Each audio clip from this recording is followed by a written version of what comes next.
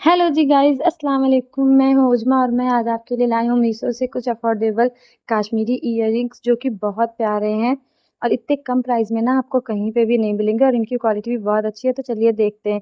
सबसे फर्स्ट ये वाला कश्मीरी झुमका है और इसकी पैकेजिंग बहुत बहुत अच्छी आई है। अल्लाह माशाल्लाह, इतना खूबसूरत झुमका है ना। ये आप हर ड्रेस पे पहन सकते हो, आप फेस्टिवल्स में भी पहन सकते हो, आप शादी में भी पहन सकते हो।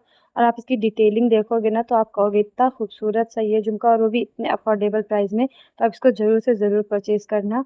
उसके बाद से सेकंड झुमका मेरे पास ये जो है, उसकी भी पैकेजिंग आप देखो, बहुत अच्छी पैकेजिंग, तो बहुत ज़्यादा अच्छी है, पैकेजिंग में कोई कॉम्प्रोमाइज़ नहीं है।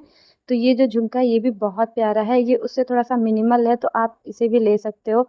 बहुत प्यारा है, ये भी फेस्टिवल या शादी आप कहीं पे भी पहन के जाओगे ना, ये बहुत खूबसूरत लगेगा। इसमें आपको 2 कुंदन के स्टोन्स भी मिल जाएँगे। क्वालिटी दोनों की बहुत ज़्यादा अच्छी है। प्लीज़ इसको ज़रूर से परचेज़ करना। और हाँ, मेरे चैनल को सब्सक्राइब कर लेना और follow for more. Bye guys.